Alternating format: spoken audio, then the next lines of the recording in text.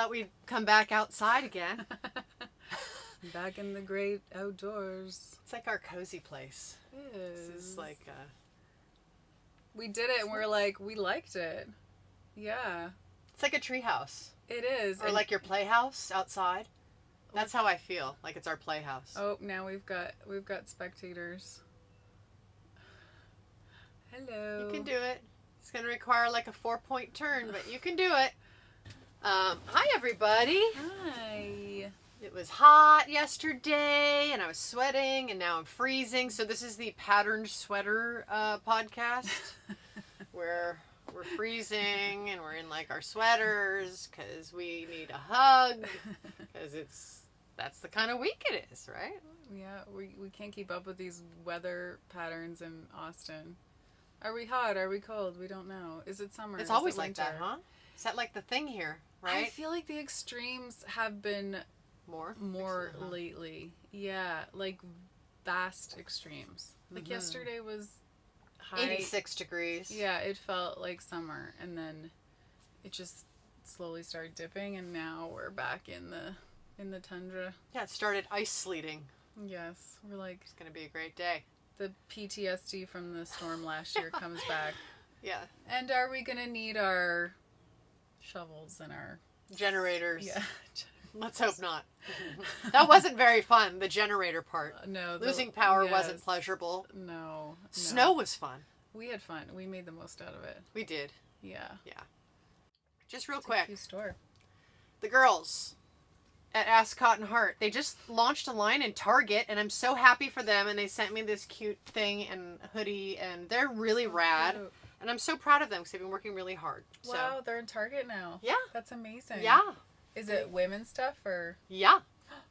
fun? Yeah. Their stuff's so cute. I know, they're awesome. And Jen's in Dallas, and I don't know if they're both in, I think one is in California. Anyway, just wanted to say thank you. I was bragging about my Yeti however many episodes ago, but your tea's still steaming, so Yeah. that's a good one.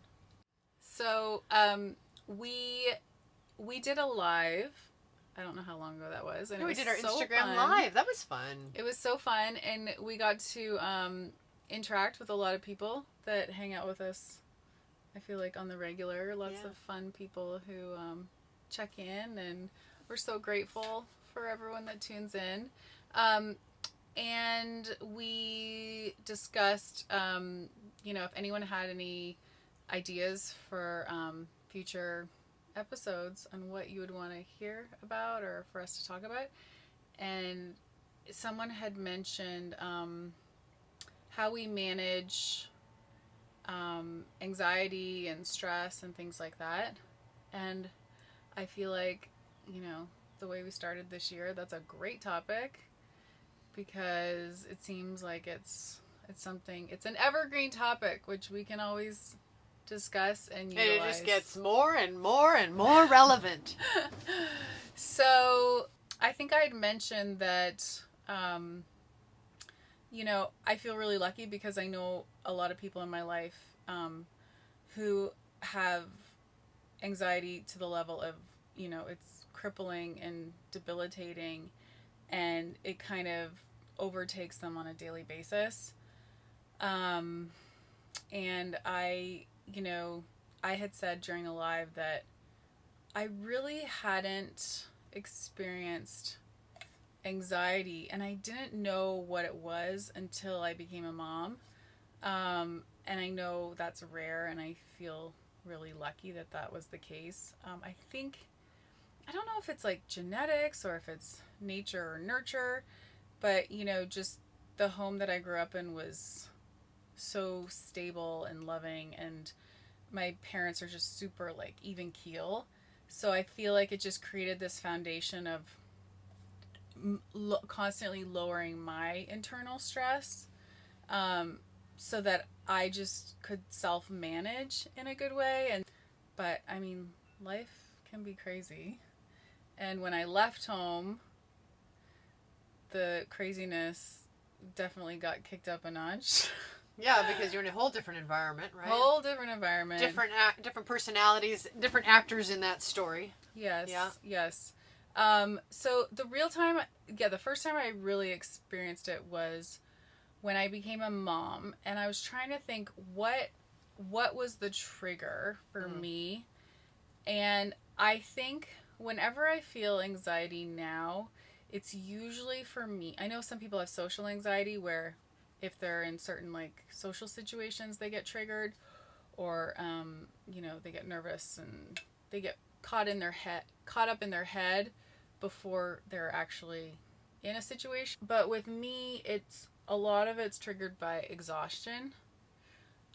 So when I became a mom, and that first year, you're just not sleeping very much.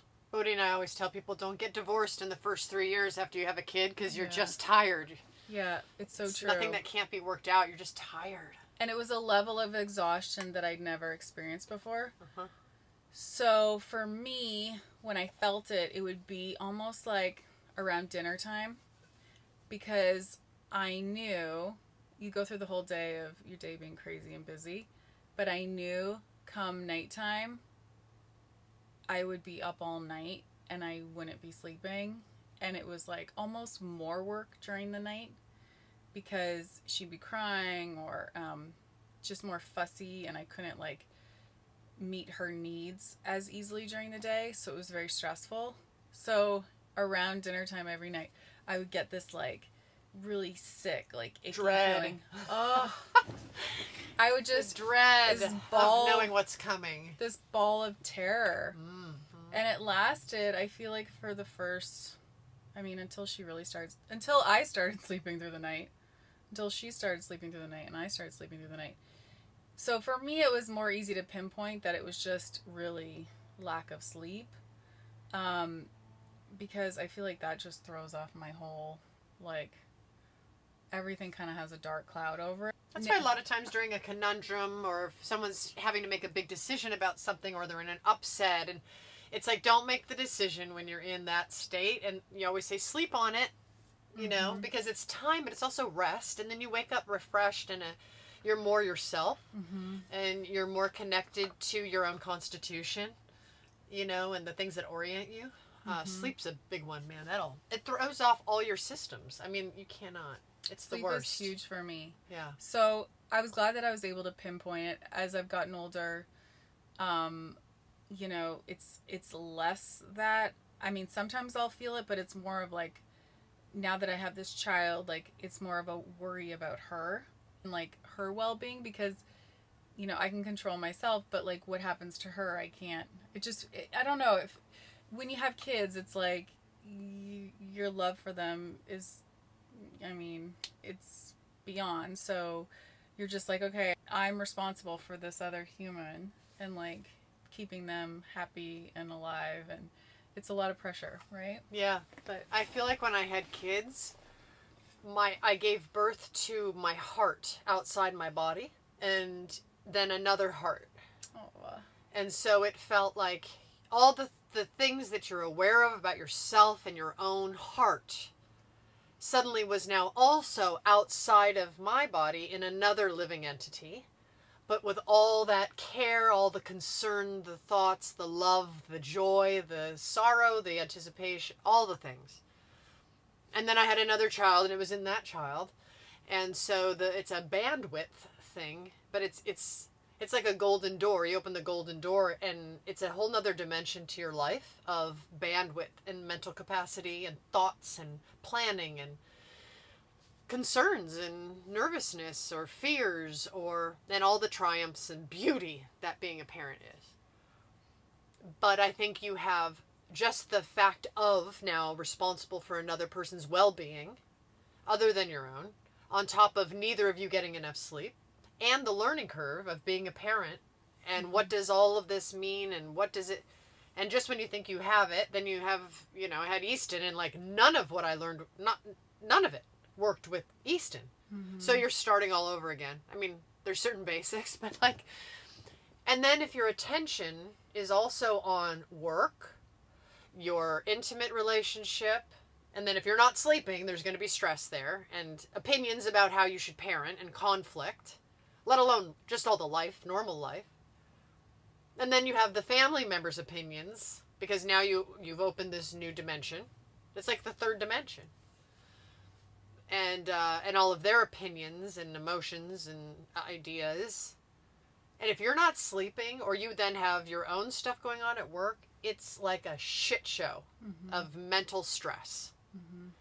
Sometimes there's like altered importance on something, right? That you don't realize is getting too much of importance from you. And it's like, hang on a second. You have to look at the circumstances. Like, I would look at the circumstances and I would realize, like, I had way too many eggs in one importance bowl. Or about that person. Like, I was giving them and their influence or the effect they were creating on me so much importance. And then it's like, if you think about it, then they're your master. And that's so ridiculous. But it's easier said than done, because your emotions get triggered by various stimulators, right? It's like finding gratitude within situations or people who stress you out can really shift the impact that the anxiety is creating, I found, for me. But again, when it's to the point of crippling, you know, there's not a lot of you left to make those conscientious decisions. It's tied up in the stress, and you don't feel very self-determined. It's interesting you go like this, because what'll happen is I will literally spiral. Like, my head will be just in this constant spiraling loop of, it's like I'm just replaying something over and over again, and I can't consciously, like, snap out of it and be me and be like, what are you doing? Like, and have, like, a rational, you know, objective opinion about the situation, because I'm so, like, it's like this, like, vortex. I'm sucked in and I can't get out. I think that happens to everybody. Yeah. I think that's why going for a walk is so therapeutic. And not think about the problem, but put your attention literally on your environment that's right in front of you in the now. Because in the now is just that tree, and your vantage point of that tree or that rock or that bird or that architecture or that paint color. And when you do that, it pulls some of you out of the mess so that there's more captain of the ship available to drive the ship, steer the ship, command the ship, whatever. But you have to, like, sort of do tasks that alleviate some of that fixation so that you can get some of you back. You know, it's like free up some RAM. Like healthy versions. Like, I feel like a lot of people use escapism to try and do that, but it doesn't actually get you to that goal. Like watching TV, drinking, like other... Well, those are all passive things. Yeah. So you almost feel it's like a temporary fix, but you feel worse afterwards, you know? Because it's not like it's like you're occupying the mind and the body with something else that's not, like, centering you and, like... It puts you in the receiving end as opposed to the causing side. And when you're taking a walk and you're looking at things, your attention's going out. And when you're sitting watching TV, you're receiving. It's just like electricity and energy going in, and or alcohol or drugs going in that's changing something, as opposed to you taking control of your own life, using your own attention, because that's the thing that's tied up. So yeah, it's like we were saying earlier, I was mentally stuck in something else, and we were doing something fun and creative, and I was like, this feels so good, because I'm like taking it, almost like totally jump started me mentally. Like, beautiful. I got out of the, you know, I was gonna say depths of despair that I was in, but not to be dramatic, you know, but it just, because we were having fun and being creative, but it was kind of work related. So it just, like, it was enough for me to switch gears, but I wasn't, you know, zoning out on, like, I don't know, video games or, like, watching TV, and it felt really good. I think imagination is a tool to be used to shift your mental state into a better one. Because you actually use imagination to solve problems. Mm-hmm. Because you create scenarios when you're trying to solve a problem, right? Like, well, if I go there at that time, okay, then that could be, but let me see what this looks like. If I do it this way, that's imagination at work. Mm-hmm. So if you engage your imagination in any way, in a clean, healthy way, mm-hmm. No matter what that is, it can be very, very shifting in a very beneficial way. Yeah. I feel like that's why sometimes, like, journaling can be good, because you're so, like, caught up in this craziness that when you start writing out your feelings or your thoughts, it's almost like having this, like, objective viewpoint where you're like, oh, this isn't as bad as in my head it is, you know? It's always worse in your head. Yeah. It's everything. And then, like, getting it out, you know, in a healthy way. Or you may see it better, and then you see something that you were missing. Yeah. Because you were too close to it in your head. And I think it's therapeutic, like, just writing, you know, the act of writing. My husband's really good with, like, he'll get caught in his head just with work or whatever, and then he has to be physical, so he'll go for a run, or he'll, he does meditate a lot, but he does journal as well. But I feel like when he goes for a run, and it is being out in nature, and he doesn't listen to music or anything, it's just, like, fully submersed in the moment, he comes back like a new person. It's like a mental break, and he can come back refreshed and renewed, and can take on a problem that seemed so complex a half hour earlier, like, with fresh eyes, you know what I mean? It's good for your body. Yeah. I think putting your body into motion mm-hmm. in a faster way pulls you out of things. Mm-hmm. It's funny.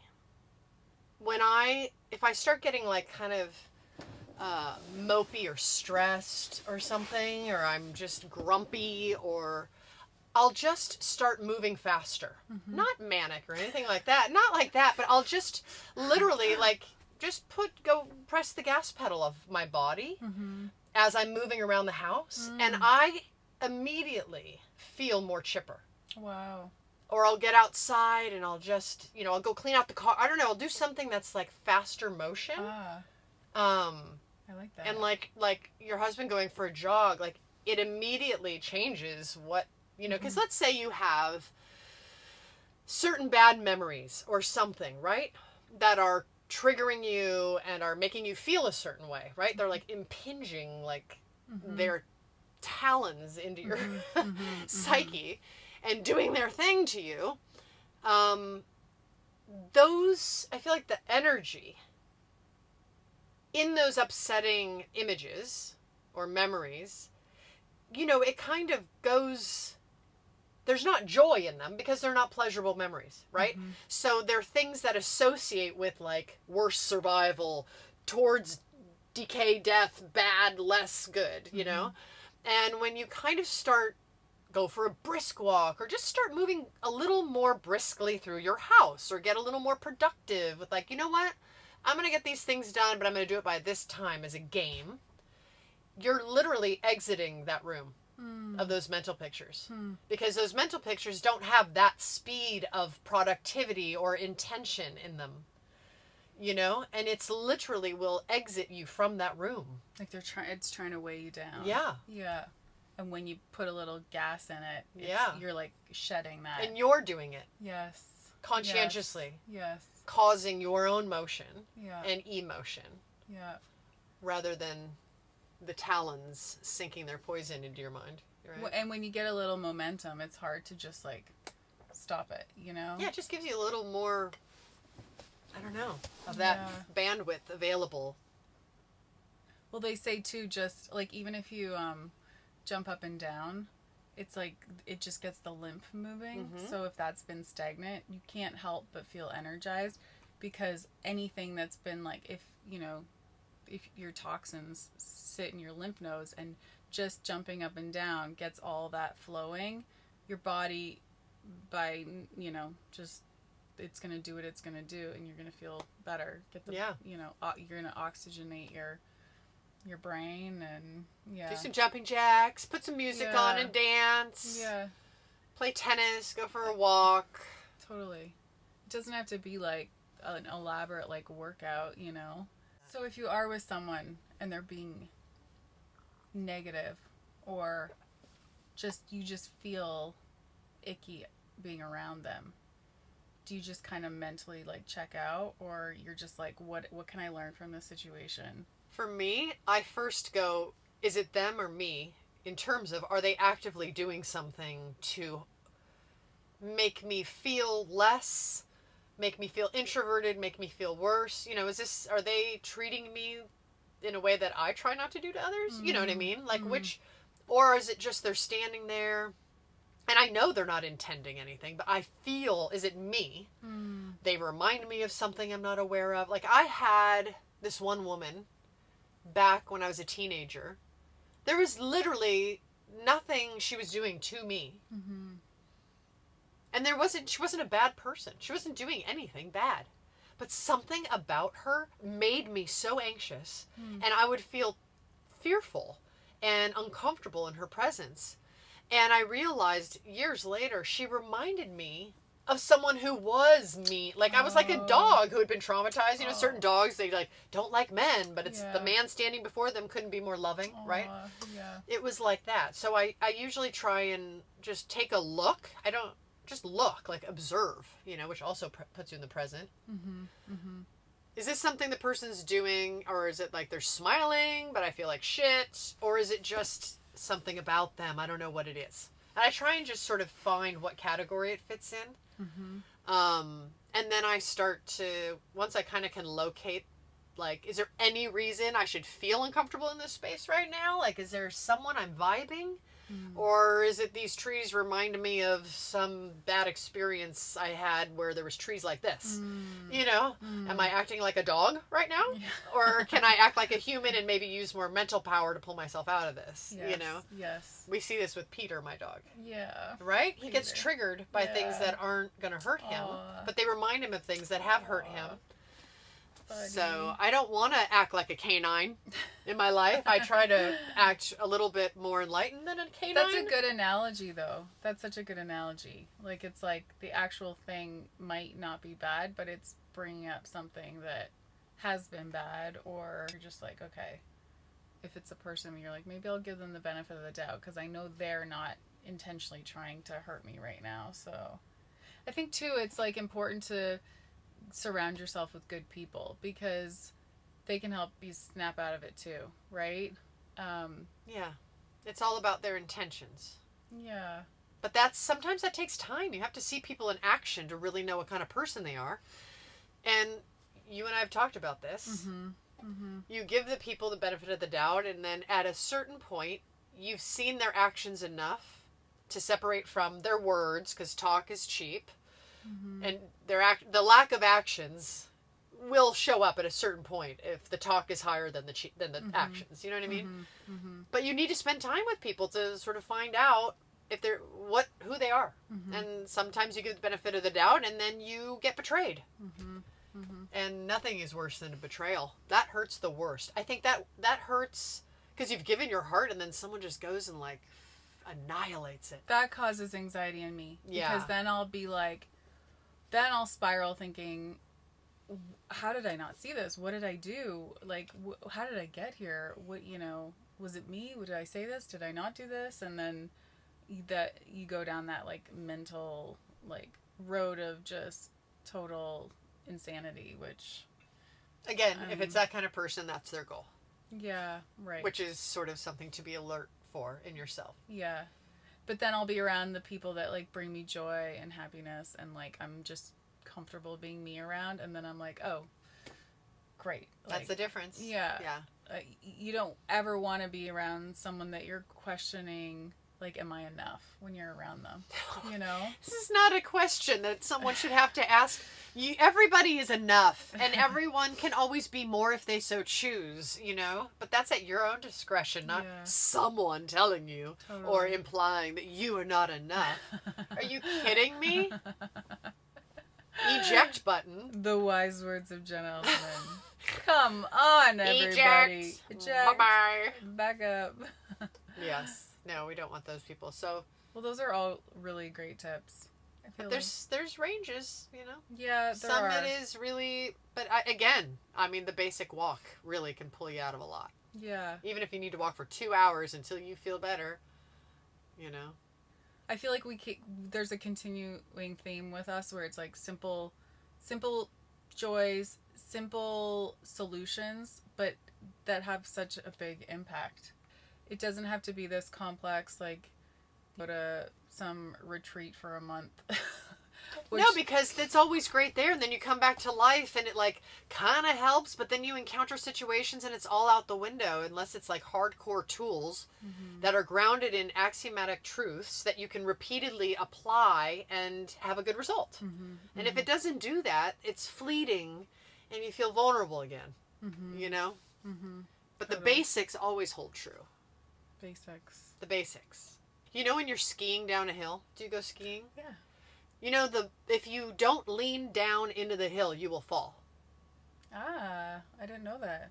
Yeah, if you lean back when you're trying to ski, you have no control over your skis. Huh. You have to like put your weight down towards the downhill. Yeah. And then you have control. You can navigate your skis. That's where the weight's got to be. And then you just can direct your toes where you want to go very, very easily. And I think getting onto the other side of fear is that. It's a threshold to cross of just... Where a lot of people live in the... You go back, man, you will fall. And a lot of people never want to lean forward, right? Because it's so scary. Yeah, treat it as an adventure. Scary's fun sometimes. Love that analogy. I love that. You Yeah. have to lean forward when you're skiing. And you have to in life. You have to. That is such a good one. If something scares me, I reach towards it more. You I do. I do. And it's amazing. So what you're saying, when I see a spider, I have to pick it up? Yeah, do something with it. Put it on Do my... something with it. Put it Otherwise, on it's my- going to do something to you if you don't do something with it. Put it on my shoulder. Well, you can scoop them in a jar and throw them outside. I do. Yeah. I know. Or just kill the fucker. No. I would not... You know me. I would never It kill depends. I would never kill it. I save cockroaches. Oh, let them outside. Gosh. What? No. Then they... What? There was a scorpion once in our house, and I put it in a cup and let it go. That's very nice of you. Well, scorpions do things. I still don't know what cockroaches do. Any biologists out there, please tell me what cockroaches do. Why do they exist? Because everything's here for a reason. Everything serves something, but I don't get what cockroaches serve. They've got to eat something, right? Well, just eating something. It's got to be something that helps something. Otherwise, please, Let us cockroaches, know. you don't need to be here. Cockroach experts out there. On the note of cockroaches. That was Get all the so cockroaches helpful. out of your life. All right, y'all. Listen, you can do it. Life can be really stressful. And when there's so many unknowns, it just makes it worse. So just take control and start being aware of your own lookingness. And lean forward into it. Lean in. Lean in. We love you guys. You got this. Subscribe, tune in, all the things. We'll see you next time. See ya.